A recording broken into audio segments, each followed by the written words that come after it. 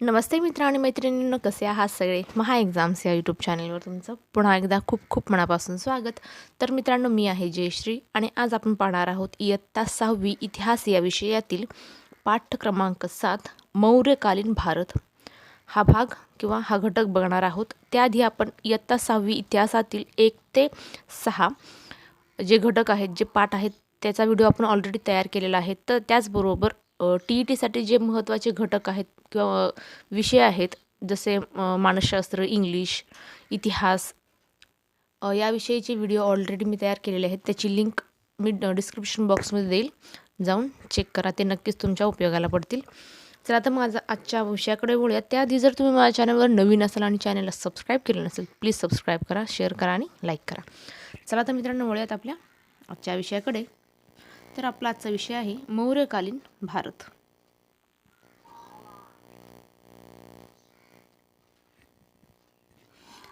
Greek सम्राट सिकंदराची स्वारी.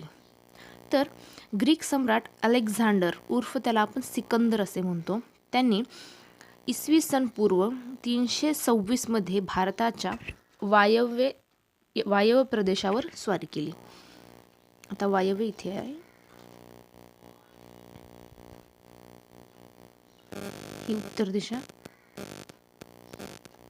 पहा, जो Greek सम्राट होता अलेक्झांडर उर्फ त्याला आपण सिकंदर या नावाने ओळखतो, त्याने इसवी सन पूर्व 326 भारताच्या वायव्य दिशे म्हणजे वायव्य प्रदेशावर स्वारी केली.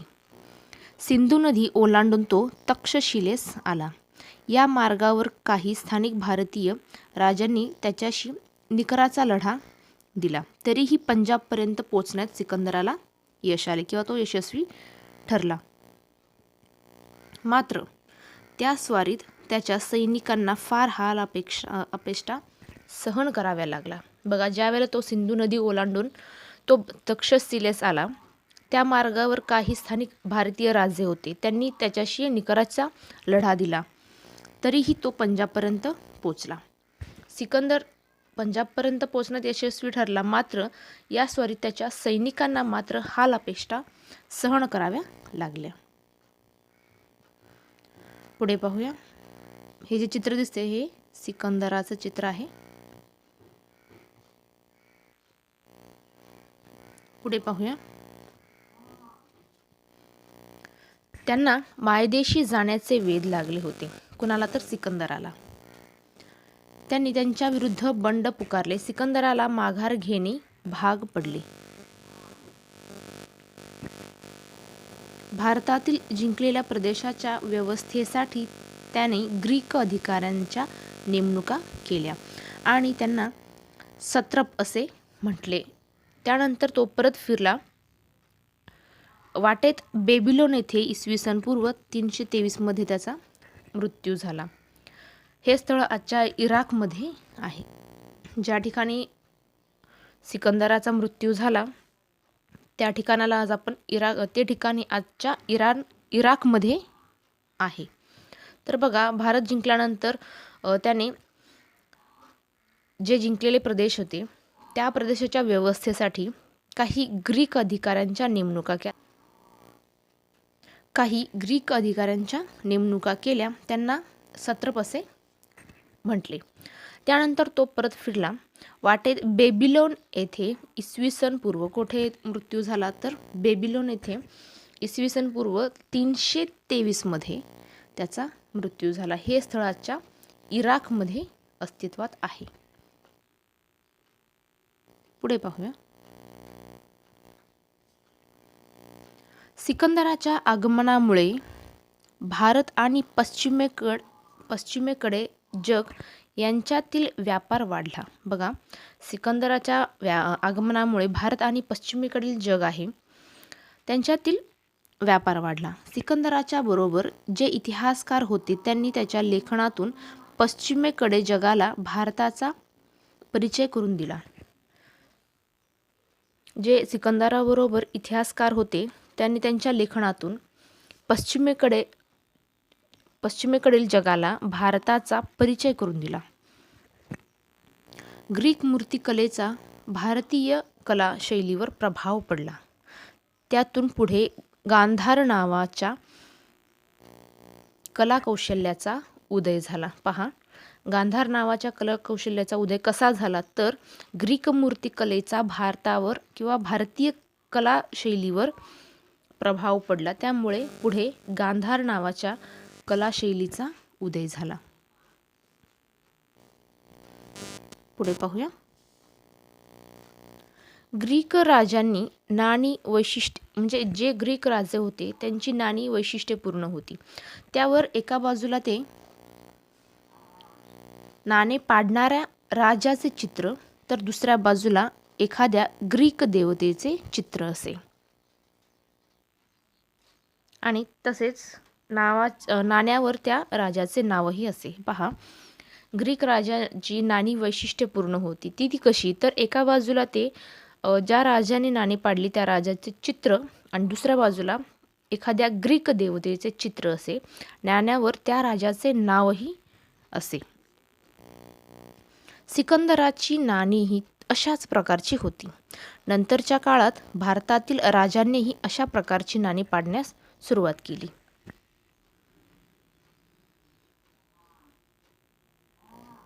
पुढे पाहूया. हे जे चित्र दिसते ही सिकंदराची चांदीची नाणी. दोन्ही बाजूला पहा इथं आहे.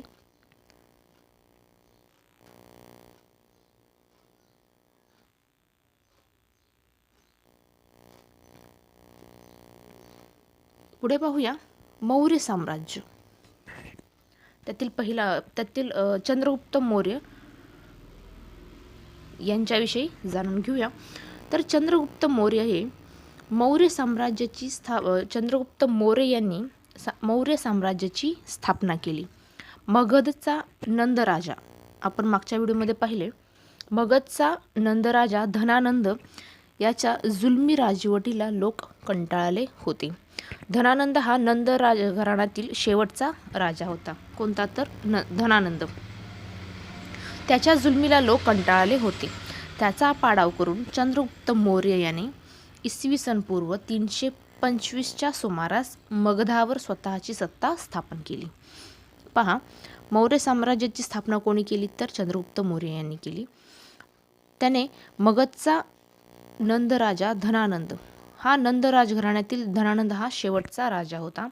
त्याच्या जुलमी राजवटीला लोक कंटाळले होते. त्याचा पाडाव करून चंद्रगुप्त मौर्य याने इसवी सन पूर्व 325च्या सुमारास मगधावर स्वतःची सत्ता स्थापन केली. त्याने अवंती आणि सौराष्ट्र जिंकून घेऊन आपल्या साम्राज्याचा विस्तार करण्यास सुरुवात केली. पहा, चंद्रगुप्त मौर्य याने अवंती आणि सौराष्ट्र जिंकून आपल्या साम्राज्याचा विस्तार करण्यास सुरुवात केली. सिकंदराने नेमलेल्या सत्रपांमध्ये त्यांच्या मृत्यूनंतर सत्तेसाठी लढाया सुरू झाल्या. बघा, सिकंदराने नेमलेल्या सत्रपांपैकी हे सत्रप कोण होते तर सिकंदराने जिंकलेला जो प्रदेश होता त्या प्रदेशाची देखरेख करण्यासाठी त्याने ग्रीक अधिकारी नेमले होते. त्या ग्रीक अधिकाऱ्यांना सत्रप असे म्हटले जात होते. तर सिकंदराच्या मृत्यूनंतर सत्रपांमध्ये सत्तेसाठी लढाया सुरू झाल्या होत्या. पुढे पाहूया. सेल्युकस निकेटर हा सिकंदराचा सेनापती होता. पहा, सिकंदराचा सेनापती कोण होता तर सेल्युकस निकेटर. सिकंदराच्या मृत्यूनंतर तो बेबीलोनचा राजा झाला. कोण तर सेल्युकस निकेटर. त्याने वायव्य भारत आणि पंजाबवर आक्रमण केले. चंद्रगुप्त मौर्याने त्यांच्या आक्रमणाचा यशस्वी प्रतिकार केला. सेल्युकस निकेटरचा पराभव केल्यामुळे अफगाणिस्तानातील काबूल, कंदाहार, रेहात हे प्रदेश त्याच्या साम्राज्यात सामील झाले. पहा, सिकंदराचा सेनापती कोण होता तर सेल्युकस निकेटर होता. सिकंदराच्या मृत्यूनंतर तो बेबीलोनचा राजा झाला. त्याने वायव्य भारत आणि पंजाबवर आक्रमण केले. चंद्रगुप्त मौर्य याने त्यांच्या आक्रमणाचा यशस्वी प्रतिकार केला. सेल्युकस निकेटरचा पराभव झाला. त्यानंतर अफगाणिस्तानातील काबूल, कंदाहार, हेरात हे प्रदेश त्याच्या साम्राज्यात सामील झाले. पुढे पाहूया. मॅगॅस्थेनिस हा सेल्युकस निकेटरचा राजदूत चंद्रगुप्त मौर्यांच्या दरबारात राहिला होता. पहा, सेल्युकस निकेटरचा जो राजदूत होता त्याचं नाव होतं मॅगॅस्थेनिस. हा चंद्रगुप्त मौर्यांच्या दरबारात राहिला होता. त्याच्या इंडिका या ग्रंथातील वर्णन हे मौर्यकालीन भारताच्या अभ्यासाचे महत्त्वाचे साधन आहे. पहा, इंडिका ग्रंथ कोणी लिहिला तर सेल्युकस निकेटरचा राजदूत कोण होता तर मॅगॅस्थेनिस. मॅगॅस्थेनिस याने इंडिका हा ग्रंथ लिहिला. तर इंडिका हा ग्रंथ कोणी लिहिला तर मॅगॅस्थेनिस याने लिहिलेला आहे. गुजरात राज्यातील जुनागड जवळ सम्राट चंद्रगुप्त मौर्याने सुदर्शन नावाचे धरण बांधले. पहा, गुजरात राज्यातील जुनागड जवळ सम्राट चंद्रगुप्त याने सुदर्शन नावाचे धरण बांधले होते असा उल्लेख असलेला शिलालेख आहे. पुढे पाहूया. सम्राट अशोक. चंद्रगुप्ताने राजपदाचा त्याग केल्यानंतर त्याचा मुलगा बिंबिसार मगधचा राजा झाला. पहा, चंद्रगुप्त मौर्य याचा मुलगा कोण तर बिंबिसार. बिंबिसारच्या मृत्यूनंतर त्याचा मुलगा अशोक इसवी सन पूर्व 273 मध्ये सत्तेवर आला. अशोक केव्हा सत्तेवर आला तर इसवी सन पूर्व 273 मध्ये सत्तेवर आला. राजा होण्यापूर्वी त्याची नेमणूक तक्षशिला आणि उज्जैन येथे राज्यपाल म्हणून करण्यात आली होती. पहा, तो राजा होण्यापूर्वी तक्षशिला आणि उज्जैन येथे त्याची नेमणूक राज्यपाल म्हणून करण्यात आली होती. तो राज्यपाल असताना तक्षशिला येथे झालेले बंड त्याने यशस्वीरित्या मोडून काढले होते.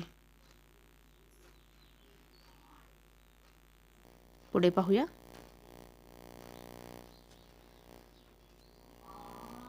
मगधाचे सम्राट पद प्राप्त झाल्यानंतर त्याने कलिंगवर स्वारी केली. मगधचे सम्राट पद प्राप्त झाल्यानंतर त्याने कलिंगवर स्वारी केली. कलिंग राज्याचा प्रदेश आजच्या ओडिसा या राज्यात आहे. कलिंग कोठे आहे तर आजच्या ओडिसा या राज्यामध्ये आहे. सम्राट अशोकाने कलिंगवर विजय मिळवला. वायव्येस अफगाणिस्तान आणि उत्तरेस नेपाळपासून दक्षिणेस कर्नाटक आणि आंध्र प्रदेशापर्यंत तसेच पूर्वेस बंगालपासून पश्चिमेस सौराष्ट्रपर्यंत सम्राट अशोकाचे साम्राज्य पसरले होते. पुढे पाहूया. कलिंगचे युद्ध. कलिंग हे कोठे आहे तर आजच्या ओडिसा या राज्यामध्ये अस्तित्वात आहे. तर कलिंगच्या युद्धातील रक्तपात पाहून अशोकाने पुन्हा कधीही युद्ध न करण्याचा निर्णय घेतला. सत्य, अहिंसा, इतरांप्रती दया आणि क्षमावृत्ती हे गुण त्यांच्या दृष्टीने महत्त्वाचे होते.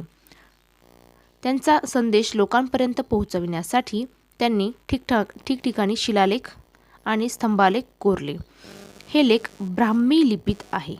पहा, सम्राट अशोकाचे संदेश लोकांपर्यंत पोहोचविण्यासाठी त्यांनी शिलालेख आणि स्तंभालेख कोरले. हे लेख कोणत्या भाषेत आहेत तर ब्राह्मी लिपीत आहेत. या लेखामध्ये त्यांनी स्वतःचा उल्लेख देवान पियो प्रियदर्शी असा केलेला आहे. पहा,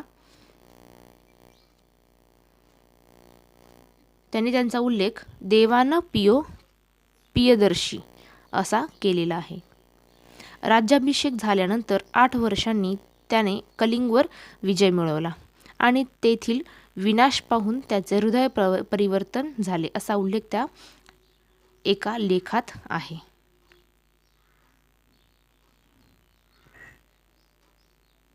पुढे पाहूया. मौर्यकालीन भारत.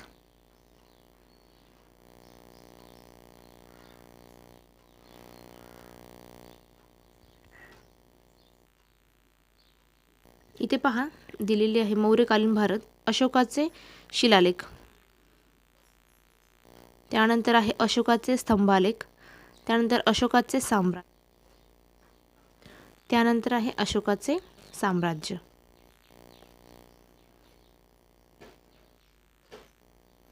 पुढे पाहूया. सम्राट अशोकाच्या दिल्ली टोपडा येथील एका लेखात वटवाघूळ, माकडे, गेंडे इत्यादींची शिकार करू नये, जंगलात वणवे लावू नये असे सक्त निर्बंध लिहून ठेवलेले आहे. पुढे पाहूया. सम्राट अशोकाचे चित्र आहे.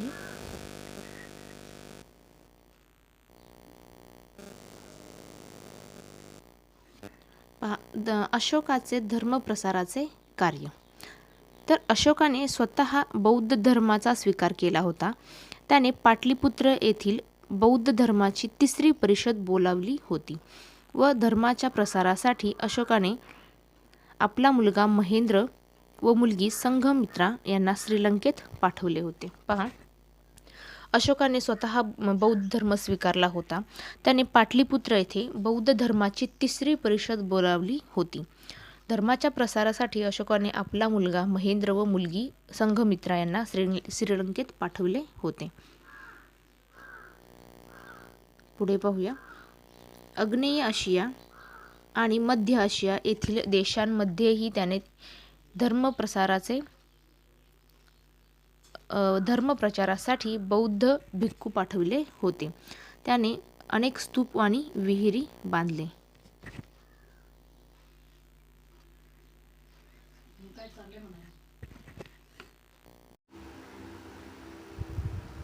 पुढे पाहूया. सम्राट अशोकाची लोकोपयोगी कामे.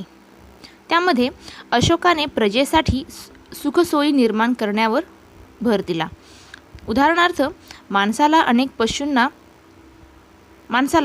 पशूंना मोफत औषध पाणी मिळावे अशी सोय केली. पहा, सम्राट अशोकाने प्रजेसाठी सुखसोयी निर्माण केल्या. त्यामध्ये माणसाला अनेक पशूंना मोफत औषध पाणी मिळावे याची त्यांनी सोय केली. पुढे पाहूया. त्याचप्रमाणे अनेक रस्ते बांधले. सावलीसाठी रस्त्यांच्या दोन्ही बाजूंना झाडे लावली. त्याचबरोबर धर्मशाळा बांधल्या, विहिरी खोदल्या इत्यादी कामे सम्राट अशोकांनी लोकांसाठी केलेली आहेत. पुढे पाहूया. मौर्यकालीन राज्यव्यवस्था. आता मौर्यकालीन राज्यव्यवस्था कशी होती ते पाहूया. मौर्य साम्राज्याची राजधानी ही पाटलीपुत्र होती. राजकारभाराच्या सोयीसाठी साम्राज्याचे 4 भाग पाडले. बघा, मौर्य साम्राज्याची राजधानी ही पाटलीपुत्र होती. राज्यकारभाराच्या सोयीसाठी साम्राज्याचे एकूण 4 विभाग पाडले होते. प्रत्येक विभागाची स्वतंत्र अशी राजधानीही होती. पाहूया. त्यातील 4 विभाग जे पाडले होते त्यातील पूर्व विभाग, त्यानंतर पश्चिम विभाग, दक्षिण विभाग आणि उत्तर विभाग. तर पूर्व विभागाची राजधानी तोशाली, ओडिसा. पश्चिम विभागाची राजधानी ही उज्जैनी मध्य प्रदेशमधली होती. त्यानंतर तिसरे आहे दक्षिण विभाग, सुवर्णगिरी, कर्नाटकातील कनकगिरी. चौथा विभाग होता तो उत्तर विभाग होता, तक्षशिला, पाकिस्तान. तर हे होती राज्यकारभारासाठी मौर्यांनी राज्यकारभार सोयीचा व्हावा यासाठी एकूण 4 विभाग पाडले होते. त्यातील हे 4 विभाग आहेत. पुढे पाहूया. राज्यकारभारात राजाला सल्ला देण्यासाठी मंत्री परिषद असे. वेगवेगळ्या पातळ्यांवर काम करणारे अनेक अधिकारी होते. या सर्वांवर देखरेख करण्यासाठी आणि शत्रूंच्या हालचालींवर नजर ठेवण्यासाठी अत्यंत सक्षम असे हेर खाते होते.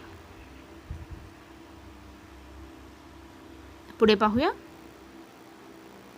आता मौर्यकालीन लोकजीवन कसे होते ते पाहूया. तर मौर्य काळात शेतीच्या उत्पादनाला खूप महत्त्व होते. शेतीबरोबरच व्यापार आणि इतर उद्योगही भरभराटीला आले होते.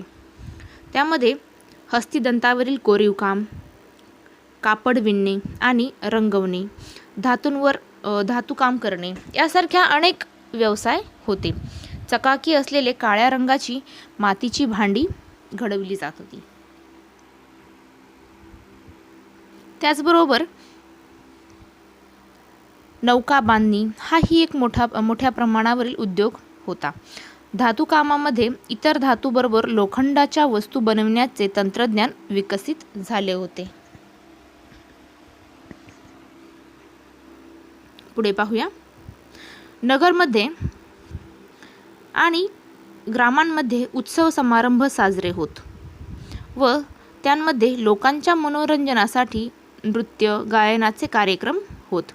त्याचबरोबर कुस्तीचे खेळ, रथांच्या शर्यती लोकप्रिय होत्या. सोंगट्यांचा खेळ आणि बुद्धिबळ यासारखे खेळ आवडीने खेळले जात. बुद्धिबळाला अष्टपद असे नाव होते. बघा, बुद्धिबळालाच अष्टपद असे म्हटले जाते.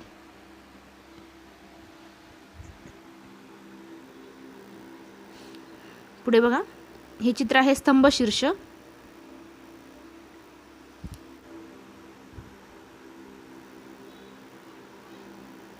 पुढे पाहूया मौर्यकालीन कला आणि साहित्य. सम्राट अशोकाच्या काळात शिल्पकलेला उत्तेजन मिळाले. अशोकाने उभारलेले स्तंभ हे भारतीय शिल्पकलेचे उत्तम नमुने आहेत. त्याने उभारलेल्या स्तंभावर सिंह, हत्ती, बैल यांसारख्या प्राण्यांची अतिशय उत्तम शिल्पे आहे. बघा, हा जो स्तंभ पाहिला आपण त्यामध्ये सिंह, हत्ती, बैल यांसारखे प्राणी कोरलेले आहेत.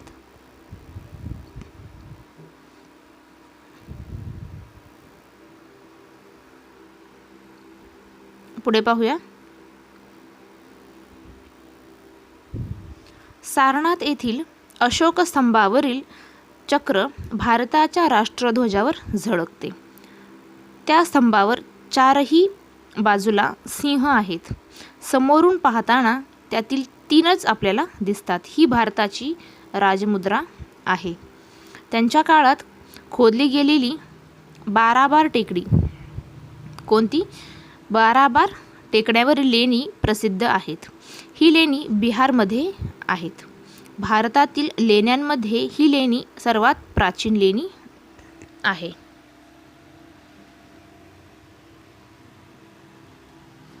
पुढे पाहूया.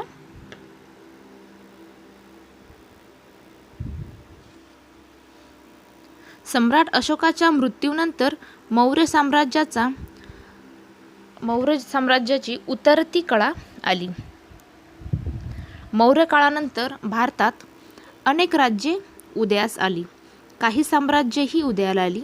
मौर्य साम्राज्य प्राचीन भारतातील सर्वात मोठे साम्राज्य होते.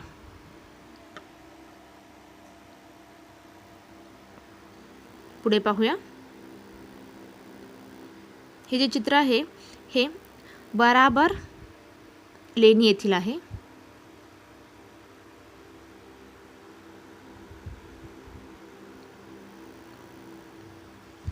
तर मित्रांनो, तुम्हाला आजचा व्हिडिओ कसा वाटला नक्की कमेंट करून कळवा. व्हिडिओ आवडला असेल तर प्लीज व्हिडिओला लाईक करा, शेअर करा आणि सबस्क्राईब केलं नसेल तर प्लीज सबस्क्राईब करा. चला तर मित्रांनो, थांबूया इथेच. भेटूया पुढच्या व्हिडिओमध्ये. तोपर्यंत धन्यवाद.